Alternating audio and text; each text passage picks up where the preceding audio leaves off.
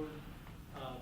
Normally I do a lot of drawing when I facilitate or present, but I gotta confine the space, and there's only so much wall space in here for me to take most of my notes. As I said, former software engineer at AOL. If any of you had AOL and you had the and then you had a little blue bar that ran across your screen, I was the blue bar. That was my first job at AOL. I was the guy who did the blue bar. And then I went on to do source code management with CVS and Subversion and Visual Source Safe. Anybody remembers that? And tries to forget it. I went to business school, which is what took me to North Carolina. I worked in consulting at North Highland. And when I was there, I worked at Lowe's Home Improvement for about 18 months. And then I ended up at Ingersoll Rand. I did a lot of different stuff in Ingersoll Rand. I was a Scrum Master. I was a product owner. I was a supplier manager negotiating contracts with Oracle and Booz and stuff. And then I got moved into this group that was going to try to deploy Lean. So Ingersoll Rand, if you don't know it, it's got a lot of different things it does. It's an old kind of holding company that's centralized. While I was there, they do things like club car golf carts, train air conditioners, kryptonite bike locks. There's a whole bunch of stuff. So they were deploying Lean on the manufacturing side. They were trying to bring it in the office side. So I was one of 3 people in IT. It's a 1,000-person IT organization. 3 people that were taken to the operational excellence team and trained on Lean. And then I went around teaching the IT teams how to introduce Lean practices to better perform. So I really came from Agile and then Lean. And as I'm going through the Lean training, I'm thinking this kind of makes sense to me. And then I moved up here for family, as he said, and I was at Fannie Mae for a little while. So the idea for this presentation came about, I was in my CSM training certification in Charlotte.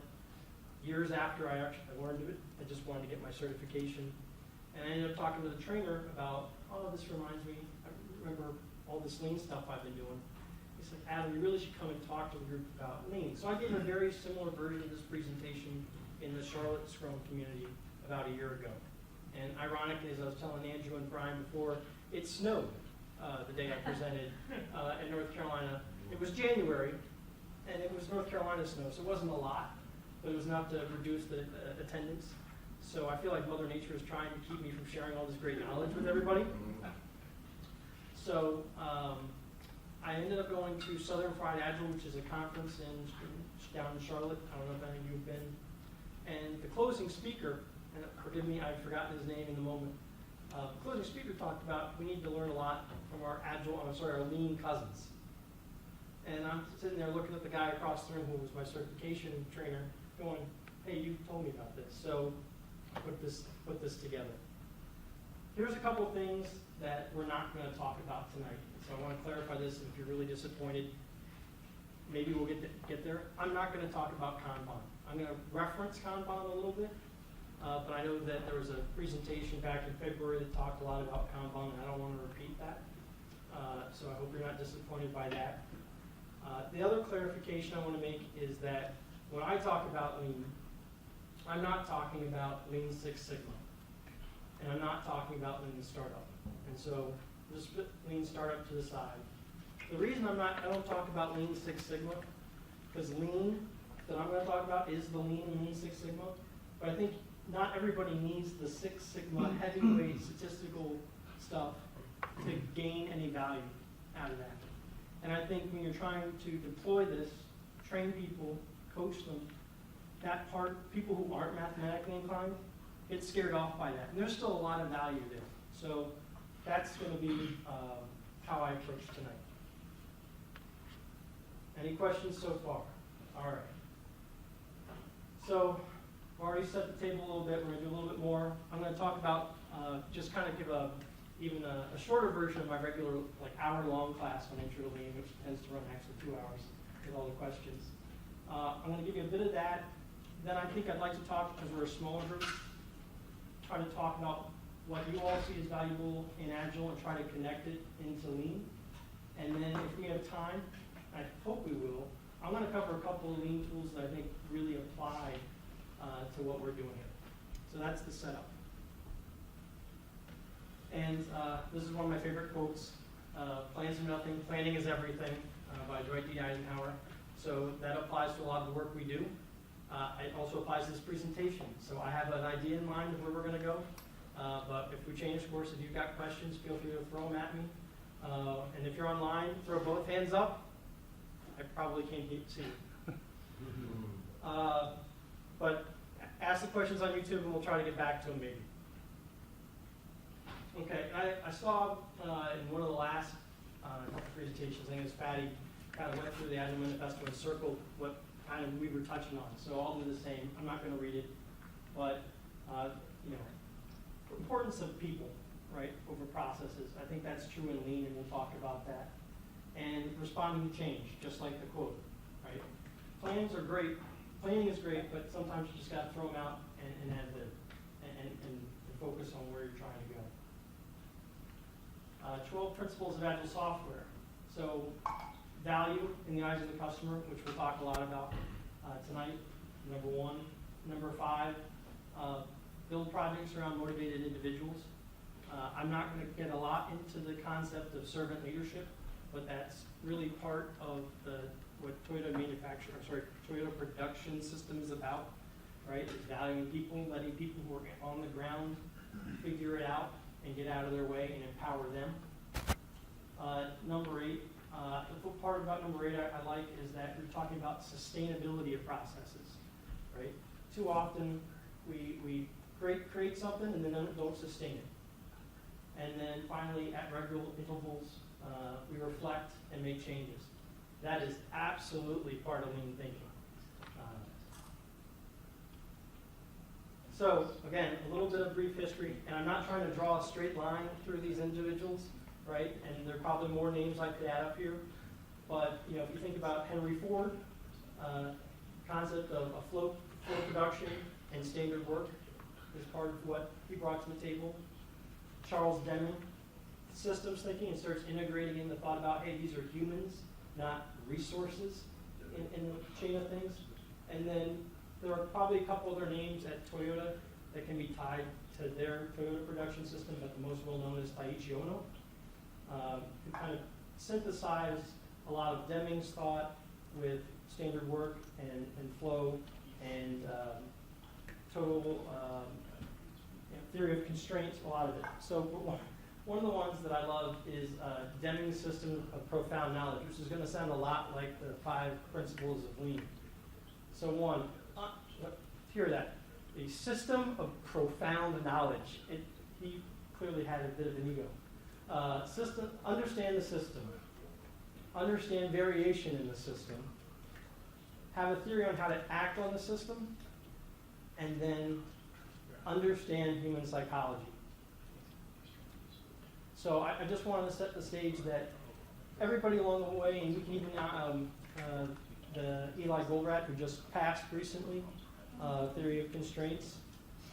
So there's a lot of different players that bring us to today.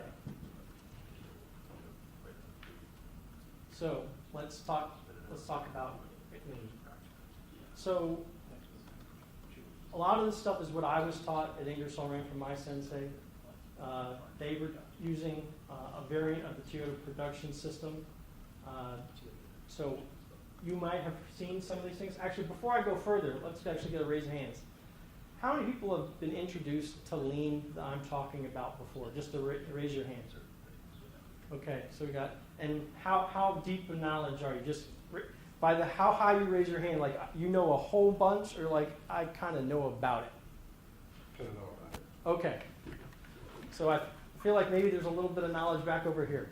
And then everybody in terms of Agile, I'm new at it, don't know or know nothing about it too, I'm a superstar. Okay, it just helps me ground. Last time I did this, I went around the room person by person, it took too much time. So we're just taking a pulse of the room. All right, so now I know what I'm dealing with. So if you feel like I've misstated something, please correct me. I may have a different background and experience and how I got trained than perhaps you did. But in Lean, we often talk about having your eyes for what you're seeing.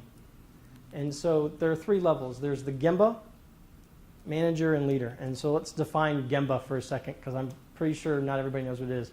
Maybe you've heard the term Gemba walk, right? Gemba means where the work is done.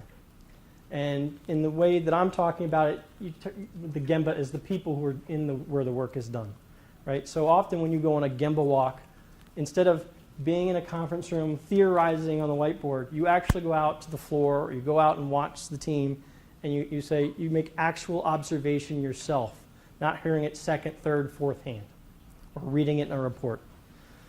So in the Gemba, you have eyes for waste. Managers need to have eyes for flow, right? So the people doing the work in the Gemba, they know what's important or not important about what's going on. Managers, you're responsible for seeing not just in that individual position, but across the team. And then leaders need an eye for culture. Are we approaching this in a way that is sustainable? Are we reinforcing the right practices? Are we doing Agile or doing Lean, or are we Agile? Right? Are we really committed to what really is about, what we're trying to be about? So the fundamentals of Lean. Number 1, value in the eyes of the customer. And these should sound familiar to, if you've done no Lean before, this should sound fairly similar to maybe what you think about in Agile. 2, optimize the value stream. So does anybody not need me to define what a value stream is? It's a little bit like a process map, but instead of a process, you're thinking about what happens to the thing that I'm working on along the way, right? So there's a slight difference. It's similar, but not the same. So if you just picture in your head process mapping, right? Value stream mapping is from the time the customer orders something to the time I collect the cash, the whole thing. Because what you're trying to see is across, I'm not just worried about development, I'm worried about sales, operations, finance, whatever that flow through. And when I say optimize, I'm going to start thinking in value in the eyes of the customer, right? I don't want to do anything in this value stream that the customer is not going to want to pay for, right? If I'm incurring a cost somewhere along the way and it's not invaluable to them, then it shouldn't be valuable to me.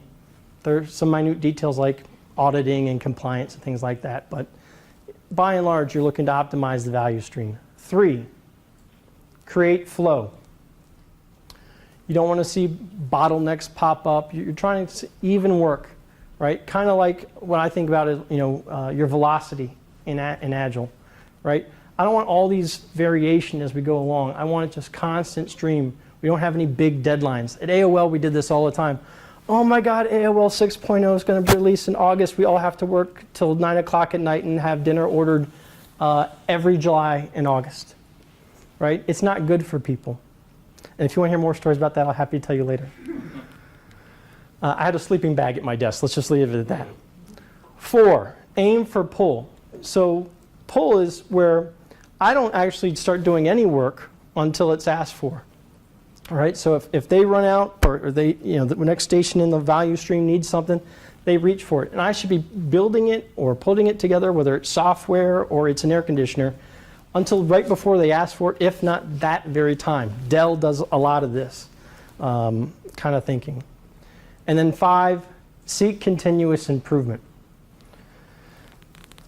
So plan, do, check, act, or DMAIC, right? You know these things by a lot of different terms, but ultimately you're looking to continuously improve at every go. You're always asking questions about, is this still valuable? Is this still the right thing to do? And as long as Lean has been around, these have not and will not change. So I'm going to get back more into those, but I want to take a step back. One of the things that, particularly if you've come from a waterfall background like I did originally, right? Everybody says, no, wait, don't do this. We're going to do a big project. It's going to take 3 years. We got the perfect solution for it. And you just, we're going to do it next year, right? Everybody values these things that are up at the top. Do I have a point? Yeah. Everybody, the strategic projects, right? And they're valuable, and there are times that you have to do that, right? And then you can have some projects that are also important, or RIEs. Let me define RIE, rapid improvement event. Some people also call them Kaizens, right? That's the lean term.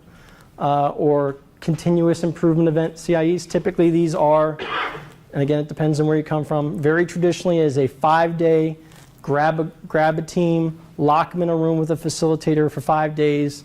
You have some goals going out. At the end of it, you're either achieve some kind of improvement that you're going to deploy, and you've already tested it, or more often in the software space, you've got really great plans and you're going to implement them as you leave and follow up. So those are kind of bigger things, and I could talk about Kaizens. I think I did 12 of them over a 12-month period. I facilitated them, and those are the ones I facilitated alone. I attended or co-facilitated as part of my training.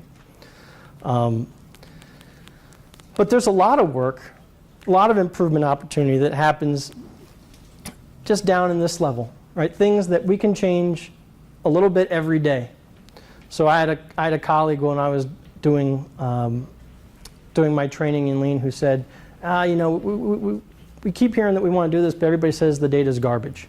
Can't trust the data. We got to get better data. And he would say, yeah, but we have a daily opportunity to improve it. We don't have to vastly improve it every day, but every day you have an opportunity to improve it just a little bit. And so it shouldn't be overlooked. And if you do the math on this slide, I haven't, but I trust it in theory. You add up all these little circles, they can make as big an impact as some of these strategic projects or the functional projects. Right? There's a lot of juice to be squeezed without going and getting a big project charter. And talk about MDI. Maybe I should be writing these down. Right? We said Gemba. Gemba I defined RIE, rapid improvement event.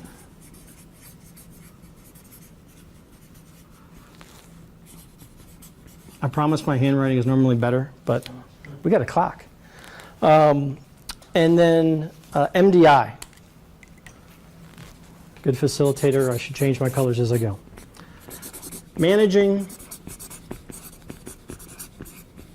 little to daily improvement.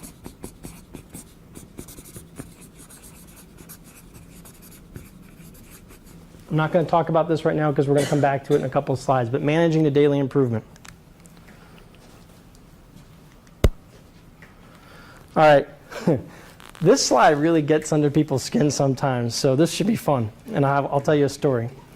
All right, so as a leadership team, as a management team, you always have a challenge, right? Traditional management, spend 40% of my time on my daily operations. I spend 60% of my time firefighting. That sounds awesome. I would even argue that, and this is Adam's term, all right? I would actually argue that I don't even think 60% of that time is really fighting fires. You're fighting ghosts. You're chasing ghosts. That's my term, right? Things that there's a miscommunication or someone thinks there's a problem. You spend all this time running around to find out there was really no problem that you had to put out at all. There's no fire. There wasn't even smoke. But you've wasted a lot of time that you could have been doing something valuable chasing these ghosts, right? So firefighting. In best in world, you spend 20% of your time in daily operations, 20% of your time firefighting, 60% of your time doing continuous improvement and innovation.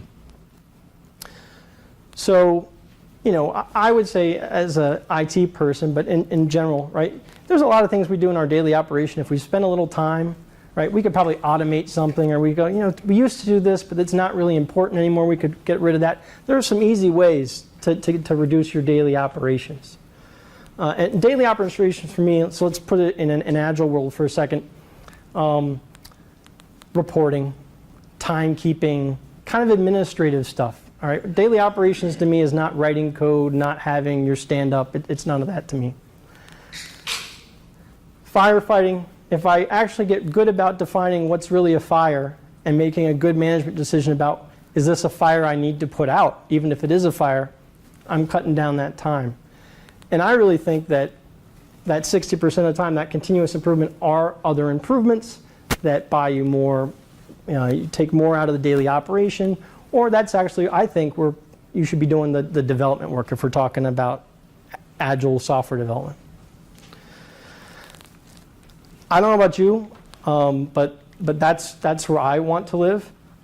Now, I can tell you honestly, I haven't worked at that company yet. I've worked at companies that were on the journey to that. And I don't want to get anybody in trouble here, so let's not talk about current employers.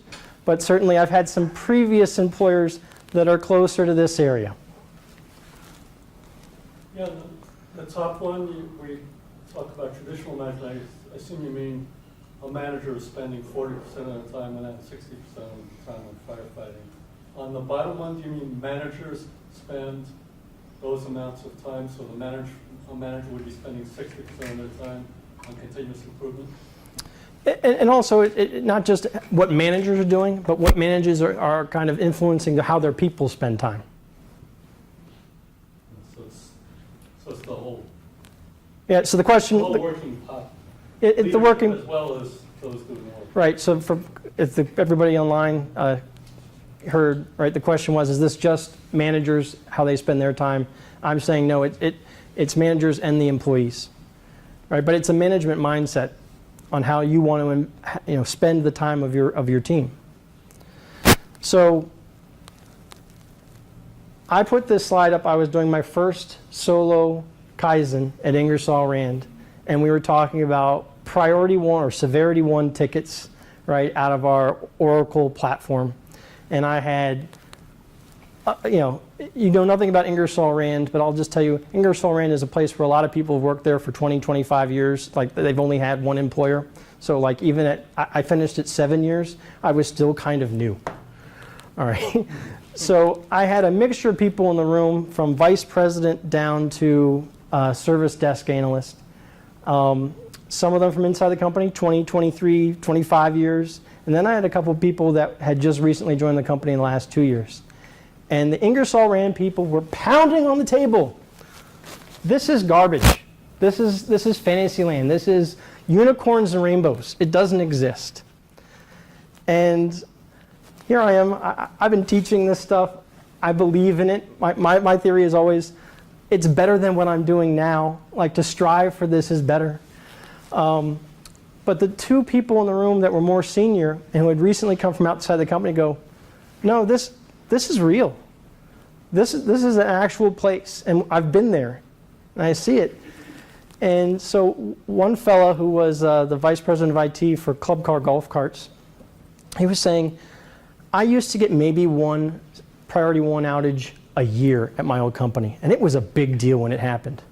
He's like, I can't go out on a weekend and get through my backswing on the golf course without my beeper going off, or my phone. Sorry, beeper, that's dating myself. Right? Can't get through my backswing. And then another fellow who was the support director for our new Oracle platform had also come from outside the company. He was like, no, I've been here 6 months. It has been the most miserable 6 months. I wish I could go back to my last company. He's like, guys, there has to be a better way of doing things. And so I always like to say, if you don't believe this, that's fine. If you don't believe that this world exists, that's fine. But do you want to at least have faith, right, that something is better than where you are now? And if you do, then let's try it out. Let's experiment. That's a big word in the lean culture, right? Let's experiment. Okay, House of Lean. So there are variants of this, right? This isn't exactly the Ingersoll Rand version of this. Toyota has one that looks like this that says the Toyota way, but almost all of them have customer value as the top, right? But you can't deliver on that unless you've got the infrastructure underneath it to deliver customer value, right? So the way that I learned it was you want to do things, oops, wrong button. Just in time, JIT, right? That's kind of that flow, that pull, right? If you're in the Kanban world, even though I said I'm not going to talk about it, I'm going to reference it, WIP limits, right? Inventory, bad. Very, very bad in the lean world, right? So just in time, building quality. Customers don't want to pay for defects, so I might as well do it right the first time. Takes away in the middle, right, respect for people. And I could tell a lot of stories about this, but we often say in the lean world, people aren't bad, processes are bad, and people have been living in bad processes and maybe don't even know any better. And when you make changes, you have to respect the people that are in that world now. Respect that they might have some resistance to it, but that they probably want to change. And then, if you go even lower down, standardization. All right, standardization and stabilization are really, really important in Lean, and I would argue they're really important in Agile as well. We might not use those terms all the time, but a stable organization, a stable process, a stable Scrum team, right? If I've got a lot of variation, how can I standardize, right? But if I've got a stable thing and maybe I got a couple different teams and they're doing similar things, maybe I can start standardizing. So like a great example for me is definition of done in Agile, right? It might not be important that you're standardized between two different companies, maybe, unless you're working together, you're partnering. It may not even necessarily be important that two teams in the same organization have the same definition.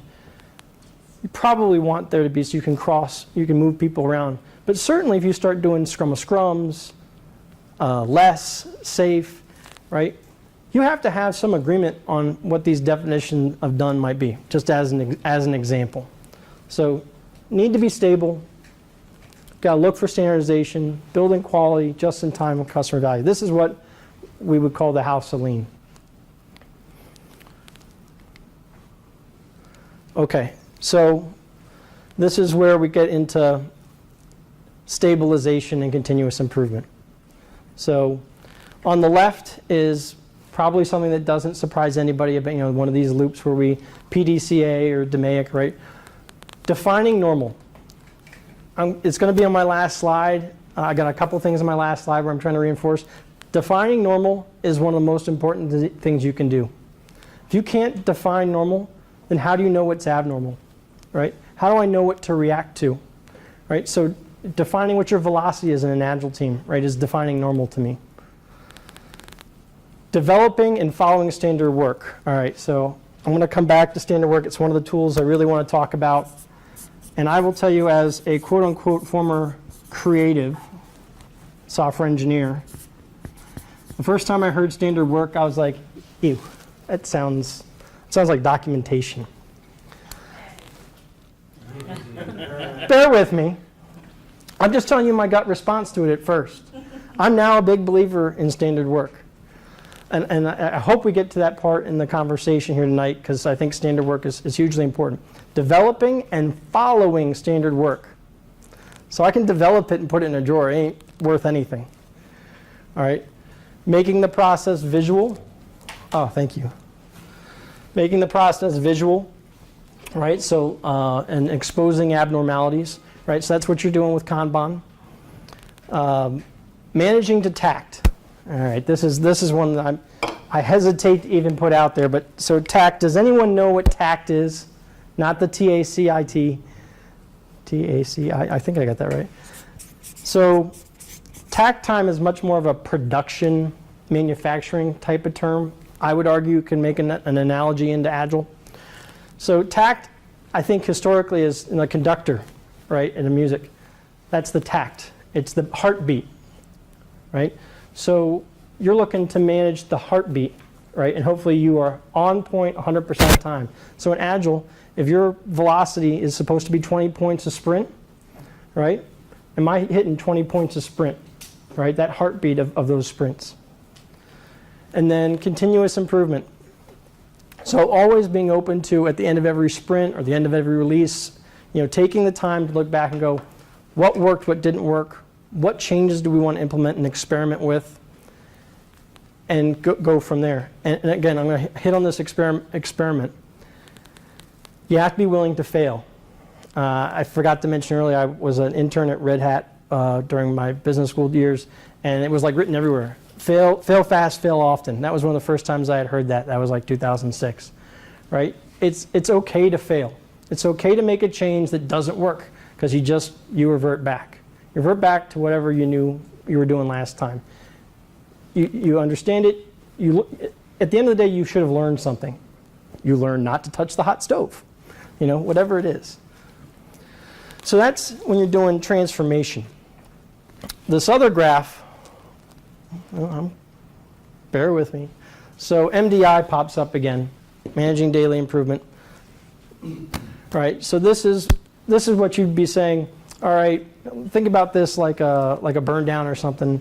Not a direct analogy, but my target is 100%, let's say. Or let's say my story points I'm trying to hit are 20. And at each heartbeat, I'm hitting 20, 20, 20. All right, I'm stable, right? I'm hitting it. Maybe I'll allow for some variation. I don't need to chase every variation, right? So I have some upper and lower bounds, right, that I'm willing to allow. 21, 19, 20, 21, 21. All right, I can live with it.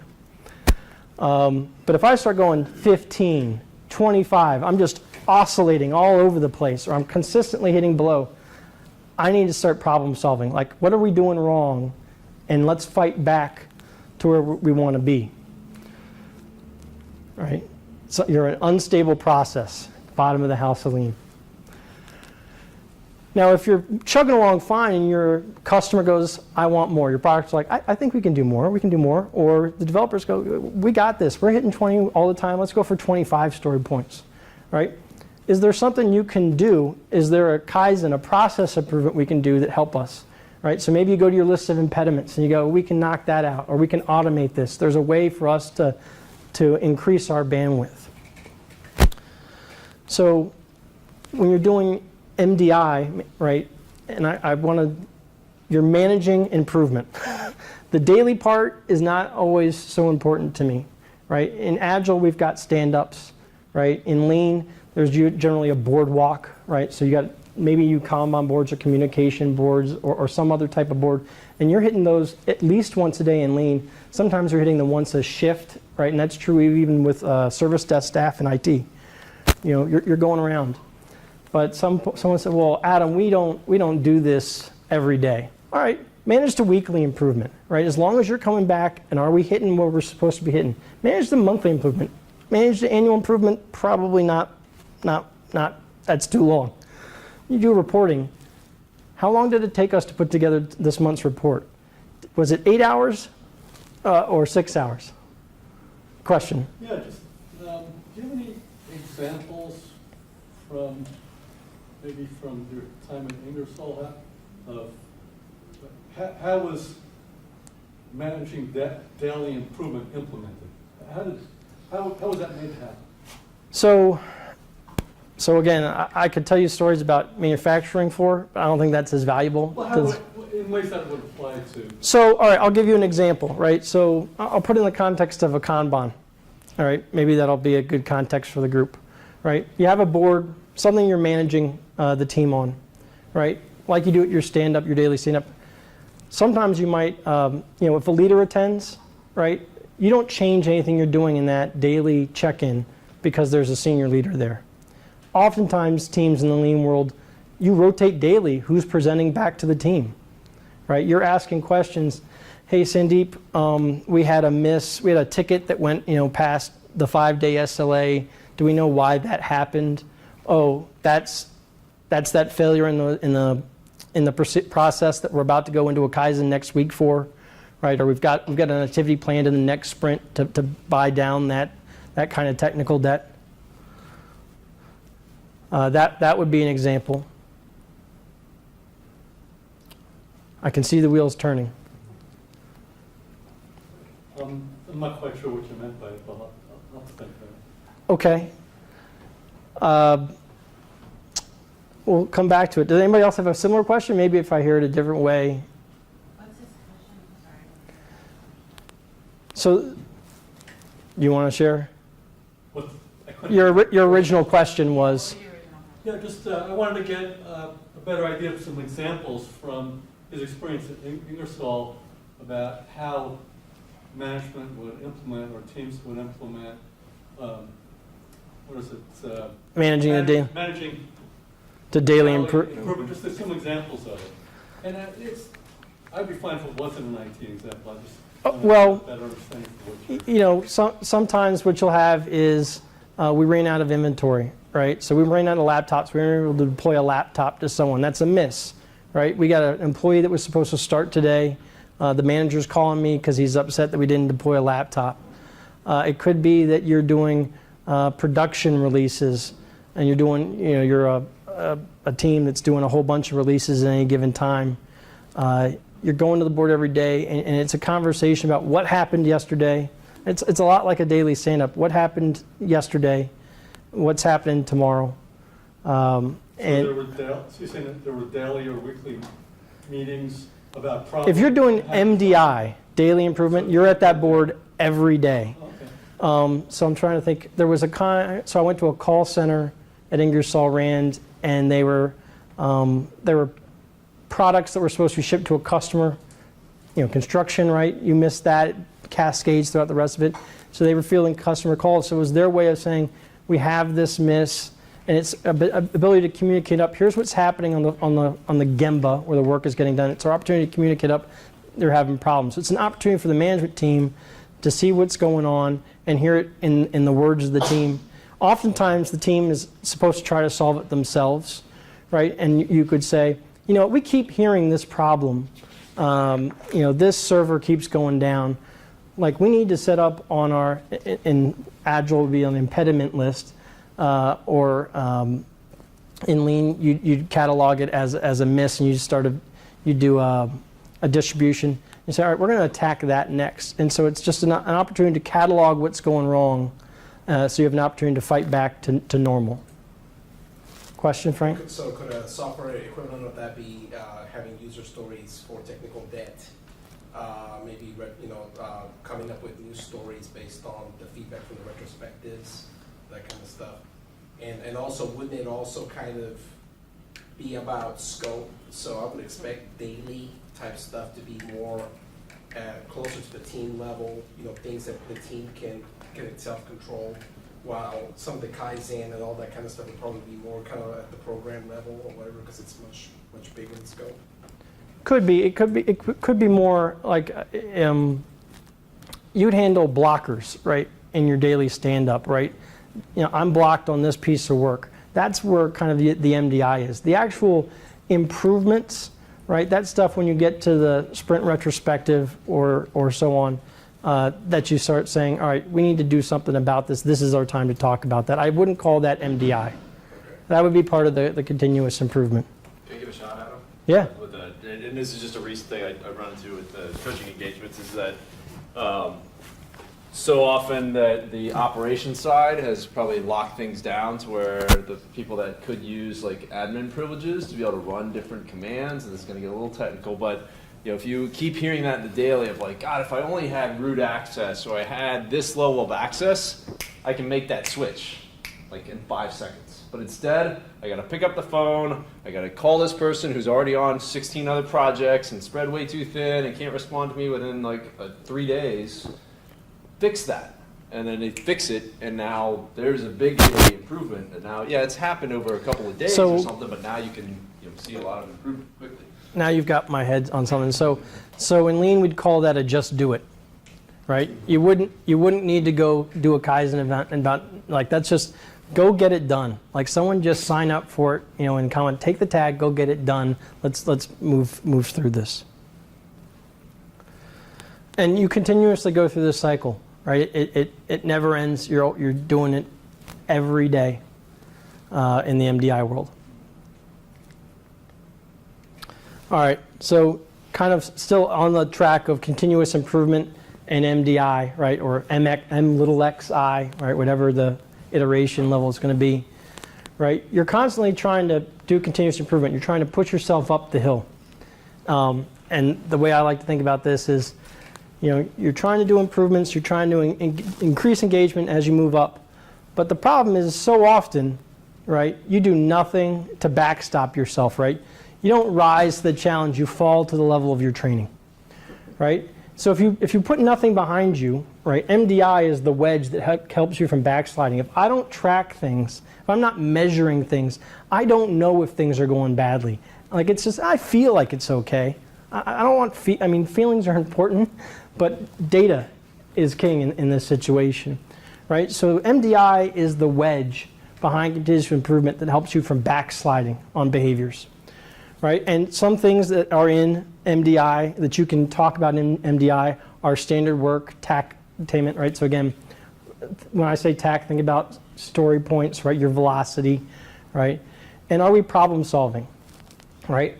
If we're not doing these things, if we're starting to feel like we're backsliding, let's ask, the 5 whys is a common tool, so on. And another one, and again, I have standard work. It's going to come up again and again, right? Standard work is, there's standard work on this process. Maybe it's the deployment process, let's say, right? There's standard work on the steps and the order that this is supposed to happen. Why did we have this failure? First question should always be, did we follow standard work? If not, we know what the problem is. We need to follow standard work.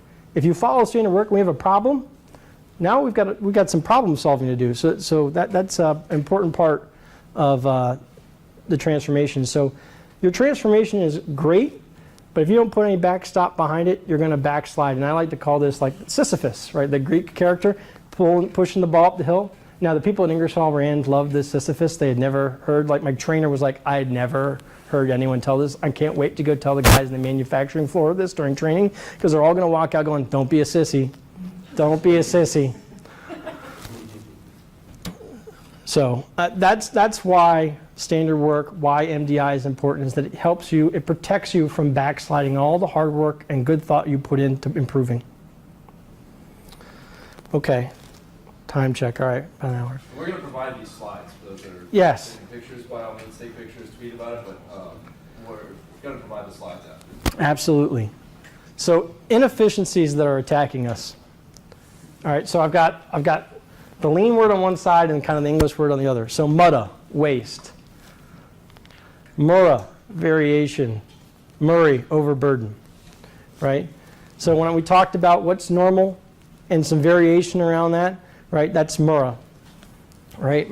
Murray is, I've got one person on the team that's getting overburdened too much. Those are all important. We could spend time talking about management techniques for that, but the one that I really want to focus on today is mutta, waste, right? Waste, removing waste is stuff that's not valuable to the customer, so therefore I'm doing something that I can't collect back in the cost, right?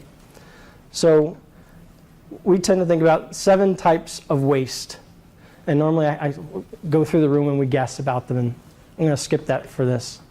So transportation, inventory. As I said earlier, inventory is a big no-no, right? Think about that like whip.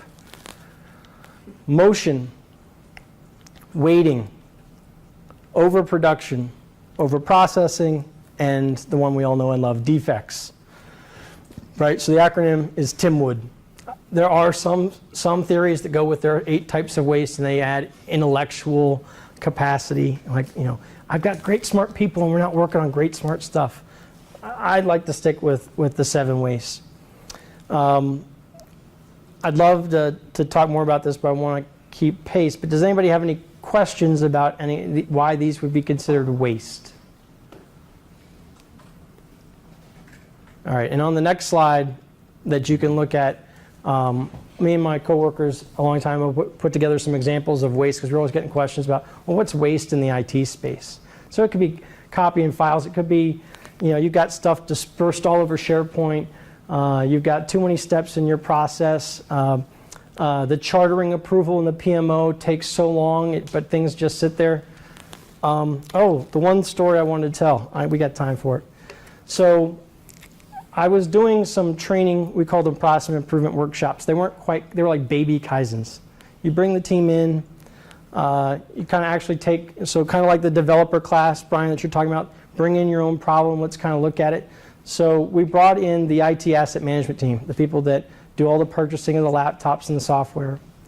And they were having this problem with purchase orders taking too long to create and get approved.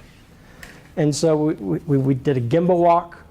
I taught them all these steps about what's waste, respect for people. So when you're doing a Gemba walk, you're doing a waste walk. A waste walk, right? You're supposed to say, oh, I can't believe you're doing that. This is how they do their work. You're supposed to respect them. So the director of the team, like the whole team is around this one person on the team that does the purchase orders.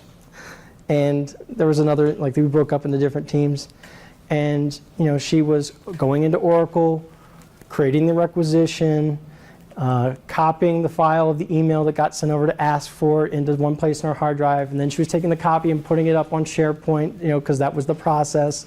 And then she had been around a while, so she always liked to cover herself, so she would print one out and she'd walk to the printer, right? And then she'd walk back and she'd put that paper file in a drawer. And so the director of the team has got Post-it notes up his arm like plates on a server at a restaurant. And so we go back to the room, we do some value stream mapping, right? So we actually get them to put the process visually on paper, and we start taking all these notes and putting them on this process. And they're like, oh my God, I can't believe she's printing it out. Or, no, we should buy her a printer and put it at her desk. What we found out was that creating the purchase order from time of requisition, like the request to the requisition to approval, was like 5 days. But you want to know what the longest part was? The original person that asked for the PO to get created, they had to hit approve in Oracle. And it usually sat in their email inbox for 3 days. So we could try to remove all this waste, right? Getting her a printer, trying to tell her to stop doing what she's doing, what makes her comfortable, right? So waste is bad, right? We want to remove waste, but don't go chasing every little piece of waste. It's what waste is driving the process. And so the solution there was not to do any of these big changes for her. It was to say, hey, let's send email's terrible. Pick up a phone. Have better coaching. Hey, the reason you're not getting your purchase order in time, the reason your software is late so your project can't start, and now you're in front of the executive committee trying to explain why you're missing dates. Just do something simple. So that was a process improvement.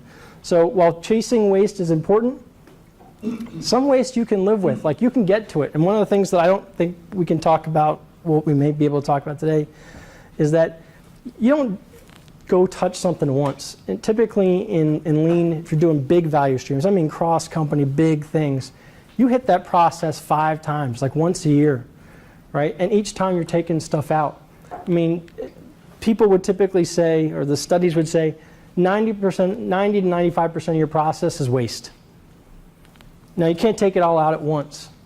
But another Lean phrase that you're throwing around is, if I don't know exactly what my improvement's going to be, I'm always trying to half the bad, double the good. That should be my rule of thumb on approaching that. Do I have a question over here? All right, I thought I saw a hand. No, it's the coat rack behind you. It has like fingers on it and everything. So that's kind of my rapid fire introduction to Lean. There's a lot more there. So I'll tell you that there's a Lean Agile thought out there. The first article I found about it, and I was reading it recently, kind of preparing for this, and I'd heard about it, was Mary Poppendike and her husband Tom. She wrote an article in 2001 suggesting the parallels there. I'll be honest, when I thought of this topic a year ago, I had no idea, but I wanted to at least give credit that there were people out there. This is not Adam's big brainstorm, right? There are other people out there with that thought and a book that goes along with it. So this is the part where I kind of would like to ask the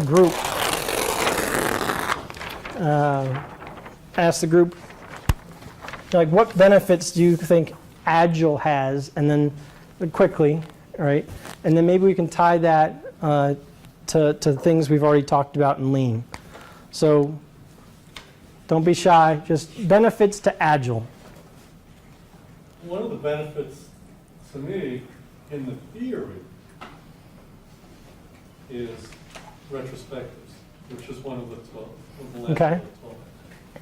But in reality, in my experience with lots of different companies, the actual implementation of it is basically it's not done. It's Lip service? what's that? Lip service? Yeah. Okay.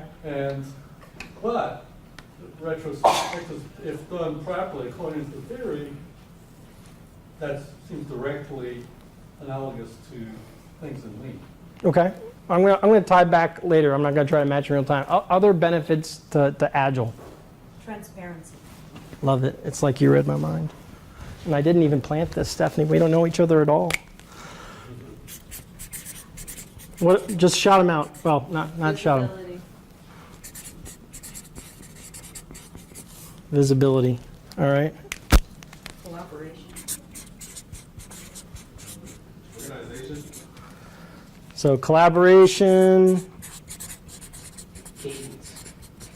Hold on. Before we get to cadence, what was it over here? Organization. Organization. Thank you. Cadence. Cadence. Anything else? We don't. It doesn't have to be an exhaustive list. Team morale. What does cadence mean? What do you mean by cadence? So just like what he was talking about with respect to a heartbeat, so we have time boxes that last a certain amount of time. We have sprint planning at a definitive time. We've got retrospectives at a definitive time. So people know when things are supposed to happen. Right. Sustainable? Yeah, sustainability. Okay.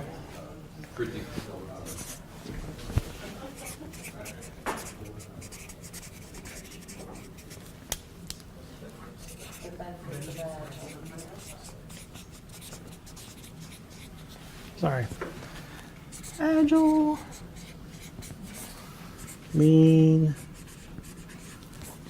So I might not be able to match all these up, right? But I think we can do a fair job. So retrospectives. I would argue MDI is that opportunity. It's one.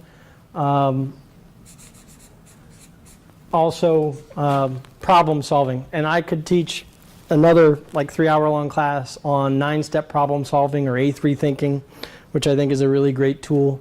But I'm just for now just going to categorize it as problem solving. Did you say A3? Yeah, A3 thinking. A3 like the paper size. So are you saying that MDI corresponds to retrospectives, or you're just writing a list that doesn't necessarily? No, I'm trying to match them. I'm trying to say those are your opportunities. So retrospective, let's add this, right? So retrospective and let's say stand up, if you don't mind me, right? These are your opportunities to talk about what the problem is going on right now, right? So that daily check-in in an MDI world is one way to signal that. Transparency is one I love. Transparency is something we would call visual management. And again, this is not an exhaustive list. I could probably pick other tools out. But visual management, a Kanban board is a type of visual management. And I have some examples of different types of visual management systems. But you're making it transparent. So you're exposing, right, what the problems are or the successes. Visibility, I would also say, you might call them visual management systems, right, or VMS, not vendor management system. Visibility would also fall under visual management for me. And then there's another word that we didn't talk about here, but I'm going to throw it over here and is an and-on. And I have an example of an and-on. So an and-on is a signal. So the origin would be on a production line. Samir's nodding his head like, right? Chris is nodding his head. An and-on is a visual signal like when you're doing a manufacturing line, oh, Shirley lost her glove on the bottles going by, and Laverne and Shirley pull the line, let the light up, stop, right? Another example might be, you might have magnets on your board that you flip green or red, right? Big and lean, there's no yellow, right? It's either it's green or it's red, and red doesn't always mean bad. Red might mean there's a deviation from the plan, or I need help. Can mean a couple different things, but green, let's not talk about greens. They're going great. Let's not cover how great we are in those things. So an and-on would be another part of visibility.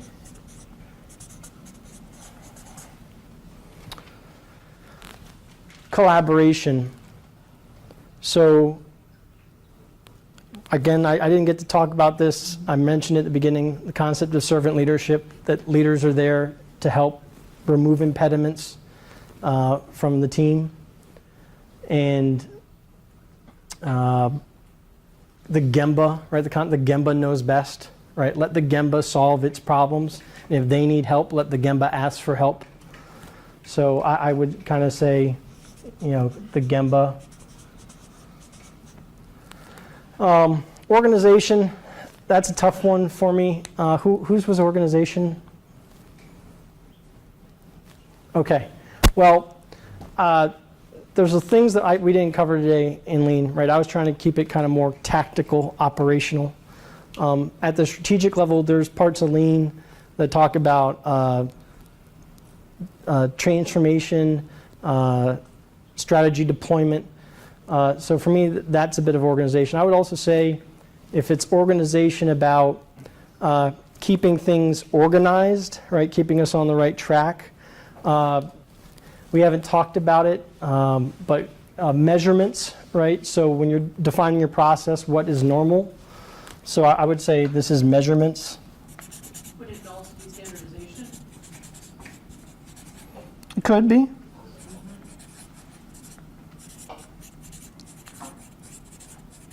Documenting the work. Documenting the work. Sure. It's like, it takes a lot of organization. Uh-huh. I'd offer that outside the confines of the sprint, Agile is not terrific at organization. I think that you need to, that's something else that the product owner and or the project manager have to provide on the side or in addition. It depends on the... Because if you're saying that, okay, what's the goal? Working software. Well, where's the organization there?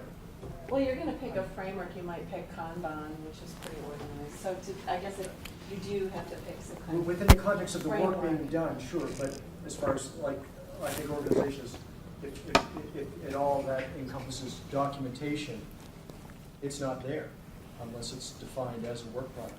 Your backlog is organization. If you think of it, and if it's prioritized, then you have the highest value work at the top and the lower. Entirely agree, I get that, but again, you try to tell anybody what you've got other than showing them the software. I don't know that Agile provides that. So I think that, there's a disconnect maybe because Agile applies to all phases of a project, right? Not just the production phase. So if you are building a project the right way, you still have to have a set of requirements, right? And I don't care whether they're shall statements or user stories. How do you govern the work to build that? Right. How do you govern the work to build your project management plan, which in our large enough project you probably want to have? How do you govern the work to build your systems engineering plan? You can use Agile for all of that, which has your organization, your documentation to it. But unless you do all of that, and unless you've gone through the exercise of understanding exactly what you have to build, you cannot do the rest of Agile. So if your Agile is not providing you the background organizing material, I think it's the best what Sure. you're getting at. If your Agile is not providing you, you're doing Agile wrong. Because you can't do Agile right. I can't estimate my work. I can't identify the work I need to do. I may not have an idea totally what the key management system I'm building, ultimately looks like, but I know I need a key management system. And so I think that Agile, if done right, provides a comparable level of organization and structure as the way you've been describing it. Yeah, it depends what you mean by organization. It could be at the team level, or you're talking about organization like this, right? So there's some variation here. So I agree. It's a valid point. We can answer it a couple different ways. The only thing about organization at a very operational level, and a tool I would like to talk about, but I'm not sure we're going to have time, is 5S. All right, so it's going to be in the slides. It's about everything having its place, purpose of organizing your work. Cadence, we talked about TAC, right, or knowing normal, if you want to say, normal versus abnormal.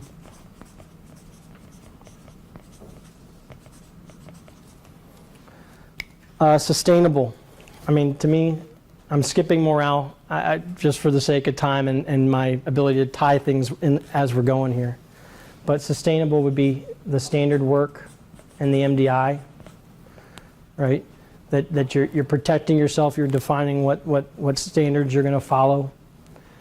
And then predictable kind of ties in, right? If we're all following the same standard work, if we all know we all agree what the process looks like because we mapped it out, we visualized it, we have an opportunity to be predictable about what we're doing.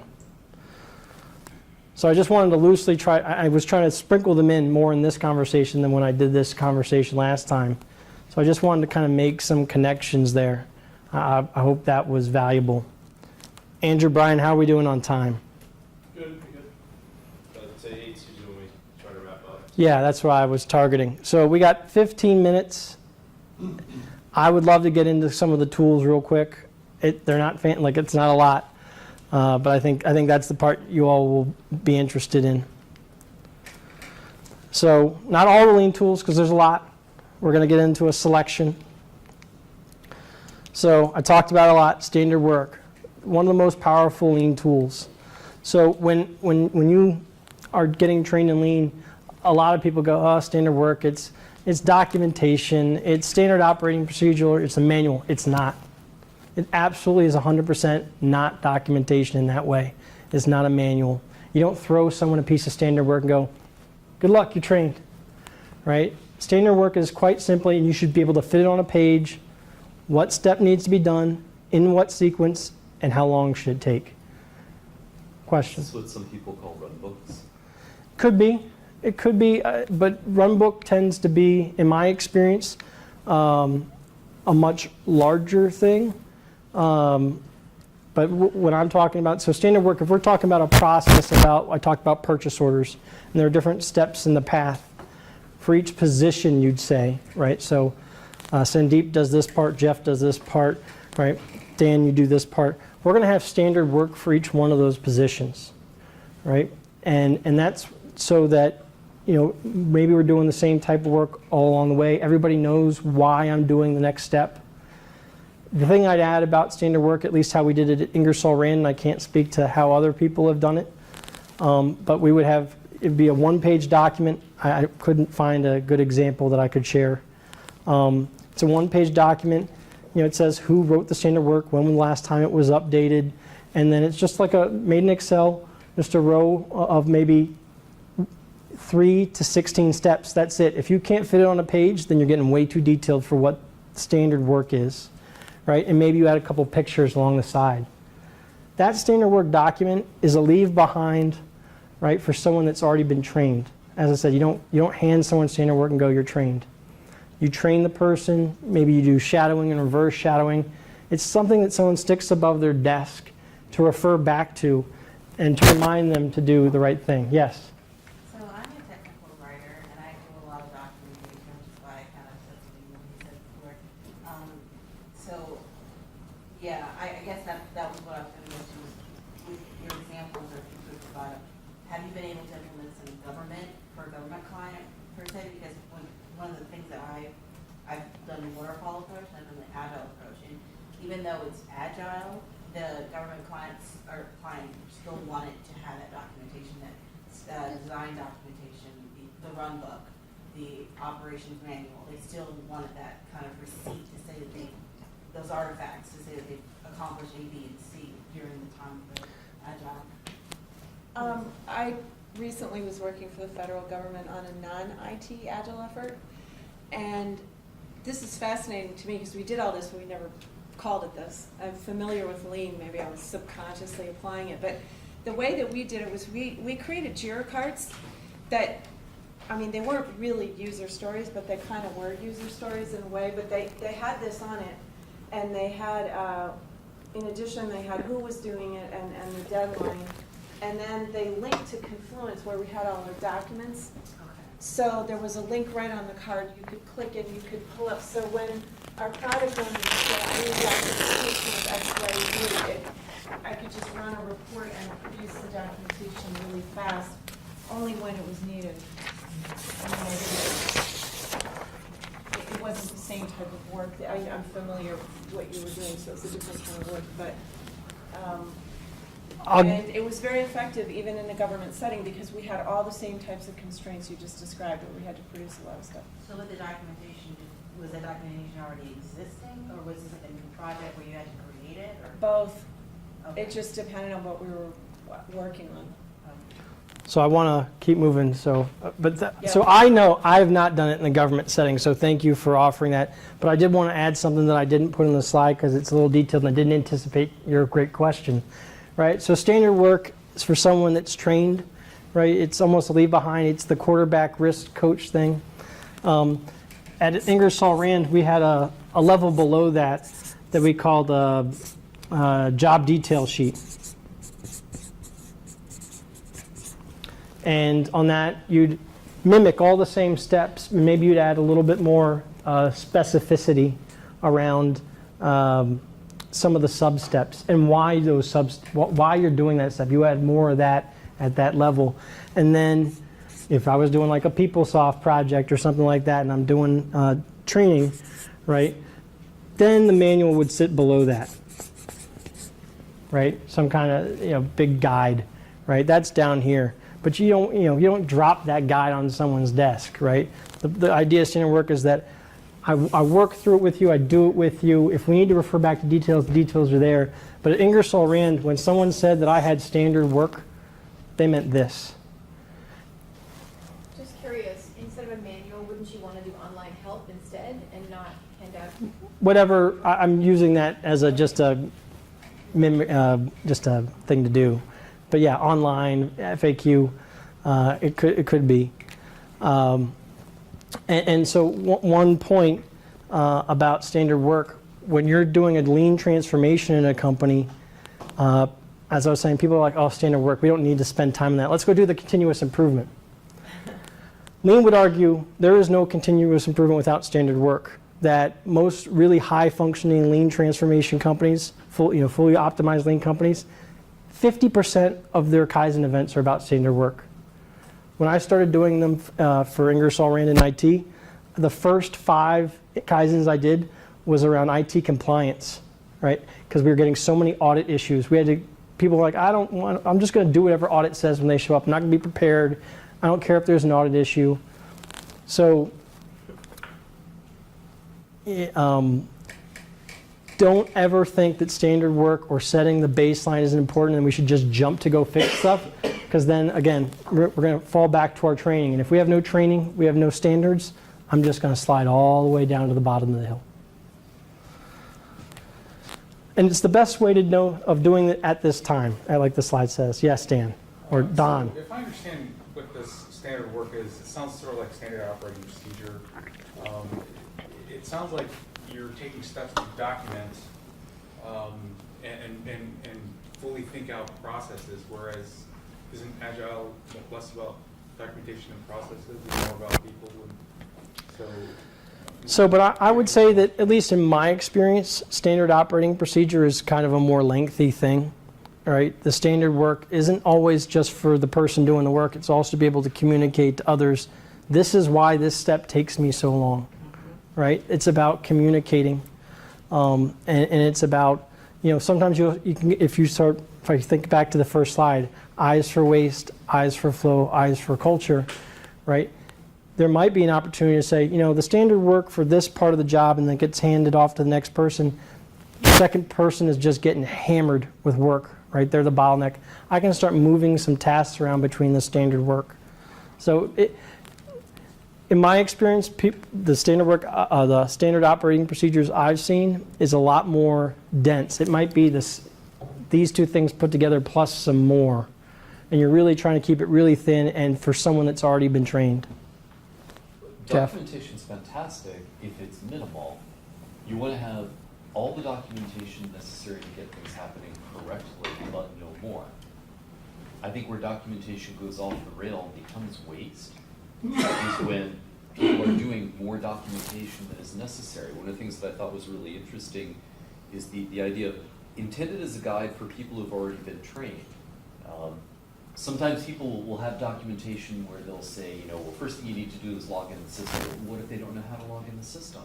Mm-hmm. What if they don't have a password? You know, like, so then the documentation becomes, you know, 4-inch thick manuals for your network operations center. It's a complete waste. But in the manifesto, documentation's not bad. It's not what you want to spend your more time on than you have to. Could And- be entries in a wiki. And Right. yeah, and things that you would want to, you got to do it in this browser, right? So I'm going to keep it short, but you know, like if you're doing it on a manufacturing line, you know, you got to turn this nut 90 degrees or to this level of torque, right? But I don't care whether it's your left hand or your right hand, right? That like, so when I was talking about the woman that was printing stuff out and putting it in a drawer, right? If those are steps that make her comfortable and doesn't meaningfully throw off the rest, I don't need to include that in standard work. And it's not, the standard work is not meant to represent, particularly in timing, not supposed to represent the best person who can do this. This is what we expect of our average team member to do this, right? I'm not trying to make everybody expert. I'm trying to make everybody competent. So we're getting close on time. Like I said, standard work can sound really boring. It can be really important. It's one of the most powerful tools in Lean. All right, I'm going to tease you for a couple more minutes on this stuff, and then we'll wrap it up. Visual management, we hadn't really talked about it much. I told you I wasn't going to talk about Kanban, but a Kanban board, right? Kanban in a Lean term has nothing to do with a board per se. It's actually little tags or tokens that you go to get more supplies for the line. That was the Kanban, the token, but you had to check them in at a board. So now in software development, Kanban is known as the board, so it's kind of funny for those of us that have lived in the Lean world. So Kanban is one type of visual management, right? It's an opportunity, as we said, it's transparency and visualizing, exposes problems, abnormalities. If you don't measure things, they don't get done. And if you measure them and you don't put them up somewhere so that everybody's accountable, you can hide these things, right? You're supposed to love your failures in Lean, right? Not repeat them, but say, this is where we suck and we want to get better. And so if I broadcast it and I say, I know we've missed this SLA. I had a team in Ingersoll Rand do this. They missed their SLA every month for 12 months. But they were digging themselves out of a very bad hole with a service provider. And they were just saying, we'll be honest with you, we're not where we should be. We're working on it. We're getting better, but we're not to green yet. It prioritizes the work, right? Visual management tools. And it's not art, right? If it doesn't get used, if you're not staying there, I had a picture that I was going to use. It was people actually, I caught them in the hallway. They were standing at their board and I took a picture of it. If you're not using it, then it's worthless and you shouldn't update it. It's waste. Maybe it was a good idea at the time. It didn't take. You know, don't stick to it forever. So the one on the right is a communication board. This is one from Ingersoll Rand that I was in charge of. So this was an opportunity to communicate where we were doing against our goals in some of the major programs. So our strategy, where we wanted to be for the year, 3-year plan was over here. The meat of the board was about how certain financials, productivity, these were some major programs, right? And up on the right, you know, I wrote, this is what innovation I had.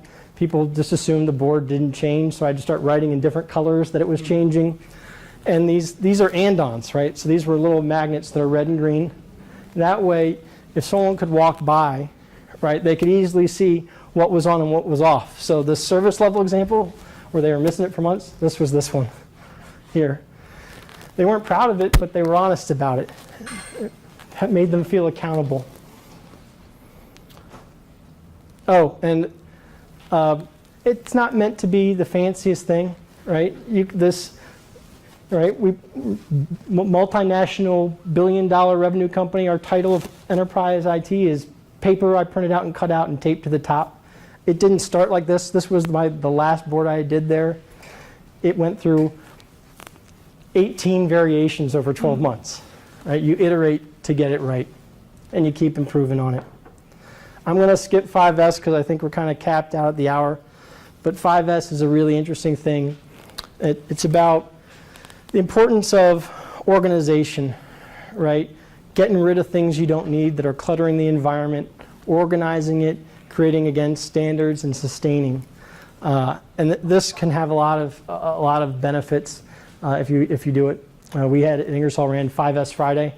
It's your opportunity to go do your 5Sing, so people would clean their desks and rearrange files. Here was a really great example. So this is when I was getting trained, right, as a lean coach. I was at a manufacturing site. This was their supply closet, so the two pictures are the same thing. Like the soda machines are out here outside the picture, and I walked to go get a soda during one of the breaks, and they had visual management and 5S. So the pictures on the cabinets are how the cabinet should look on the inside, right? And so the administrator for this manufacturing facility could walk in at any time and go, oh, we need to order that, we need to order that. She didn't have to do big accounting. She wasn't keeping a secret inventory under her desk or in a filing cabinet with a key that no one had access to. I thought this was pretty awesome. It made me laugh. I took a picture of it. And then down here is a red tag area. Red tagging is part of 5Sing where you go, I don't need this anymore. Let's move it off to the red tag area. Every once in a while, on a regular basis, we're going to go to red tag area. Do we need this? Otherwise, let's chuck it, recycle it, sell it, whatever it is. I thought this was one of the best ones I've ever seen. So again, wrapping it up here, value in the eyes of the customer, optimizing the value stream, creating flow, aiming for pull, and seek continuous improvement. Right? And in summary, these are the things I really wanted to try to hit on today. I hope I hit on these. We've got a lot of parallels. The eyes, that's a great way when you're talking about lean, what people should be looking for. Normal versus abnormal, it's huge. Stabilization, then improvement. The 7 ways, and then standard work. And there's the little quote. There can be no sustained continuous improvement without it. So that's the end of what I had prepared. Sorry I had to rush through, but we told so many good stories up at the front end of it.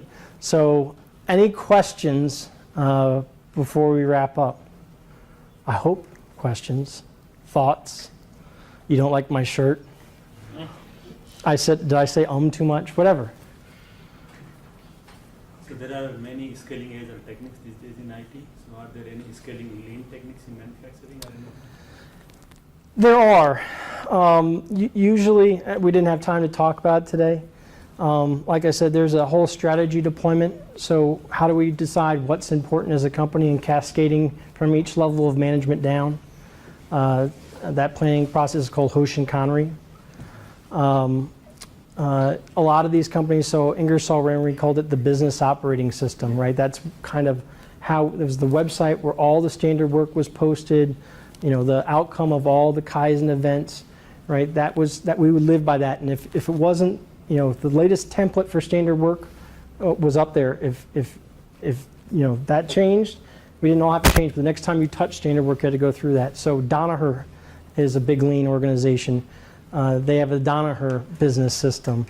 Toyota's is the Toyota production system, or what do they call it? It's the Toyota business system, and Toyota production is part of that. Different companies call it different things. There are ways that you would do it to scale so that you're not just worrying about that team. You're trying to get standard templates, communicating up how many events we did. That's a maturity level. How many people are your coaches, right? So there's, you should have 3% of your total workforce being coaches. Things like that. So there's ways to scale in lean and track, measuring and monitoring. Was there any feel for look back when Ingersoll was, or when you were trying to do this with IT groups? Was there looking back to see what's working well and what isn't with trying to implement lean for IT? Sure, and I mean, I haven't been there in almost 2 years. In IT, we were 18 months into our journey. The company at large was at certain points of it, right? So not everybody went lean all at the same time. They took pockets, right? We called it going inch wide or mile deep, and they chose to go mile deep in things rather than hit everybody at the surface level. I think, in my experience, takeaways was the standard work. People poo-pooed standard work and wanted to get to the really cool improvement events. And they couldn't understand why we're doing so many events around, or can we do it in less than 5 days? Can we do an improvement event in less than 5 days? So, can we do it remotely?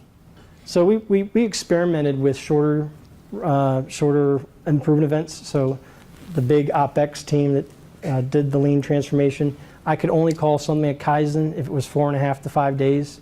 So I started doing CIEs, continuous improvement events. So it was the same idea, but I had to use a different term. We did some virtual events. Some were less successful than others. We had regular in-person events where we got everybody together. Takeaway was people go, oh yeah, I'm going to show up for the event, and then their boss would call them out of the event consistently during the Kaizen. Or teams with the mission control like board, the communication board I showed you. I had people all around the world. There were 8 of them. They were supposed to be the exact same one. And I asked people to take a picture of it every month and show me. And there were spots in that board that they could do with what they want that was site specific. But we were trying to communicate one message to all of IT. And I get people that, oh, I didn't do it this month, or I haven't done it in 3 months. So kind of that sticking to it, not backsliding. I think that's a challenge in any change. It's not unique to lean.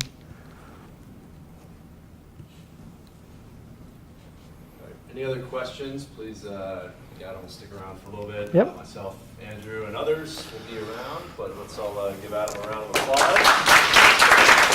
Thank you. Before we get to gifts and books, I will forgot to describe these. Some of you that have been here before know what these are. These are our continuous improvement cards for either if you want to comment on Adam's talk, any things you liked about it, go ahead and leave a green sticky note or leave a green index card with some comments. What might be improved, what could really be improved. If it's the temperature in this room, I apologize. I thought that was just me. It had anything to do with the fact that this building is currently on a generator backup, and they wouldn't allow us to have the AC on. So we at least have lights, so the show could go on, but you drink some water. And yeah, anything else, Excel can do better. Me and my jokes, if they could use improvement, I'm all for it. I would say that Excel does not believe in 3% coaching. We believe in 50% for 20 to 50 years. That should be a joke. No? All right. All right. So. Thought it was a high number. And Adam, thank you for bringing back that book. We have 4 books for you to choose from back there. Oh yes, good call. But you might actually win this one. So Adam's already won twice. So. All right, if you will do the honors, we are giving away Kanban and Scrum, very applicable, very good book. Martha Gibson. Nice. I shuffled. There was actual shuffling going on. All right, and then thank you, Adam. There's 6 fine bottles of Sierra Nevada Ooh. for your enjoyable consumption. I should drink those after I get home. Preferable, yes. Okay. What else? Yeah, check out our training. For those that definitely are looking for work and have work, let's sync up after this and have a safe trip back. Looks like what's up? There's plenty of pizza left. There's brownies. There's drink home.